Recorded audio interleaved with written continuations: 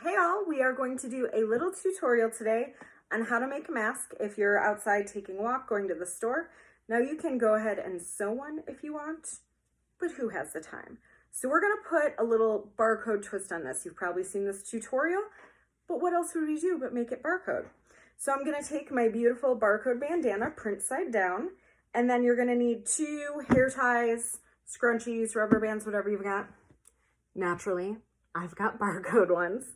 So print side down, and then we're going to just fold this in 2/3. So down one, up one, and then I'm gonna take this and fold it about into half. And look at that, the barcode front and center. I'm gonna flip this because I wanna show that on the outside.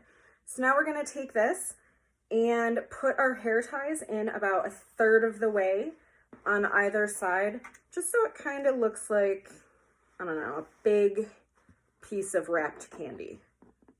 Have I been in isolation too long? Have we all been in isolation a little long? So we're gonna take this now and fold it at the hair bands, fold in 1/3. Make sure it stays kind of folded there. And then take the other third and tuck it in to the first one, like so. Very technical over here. Gonna flip it, because again, I want it to say bar right on front. Gonna take my 2 hair bands and loop them around my ears.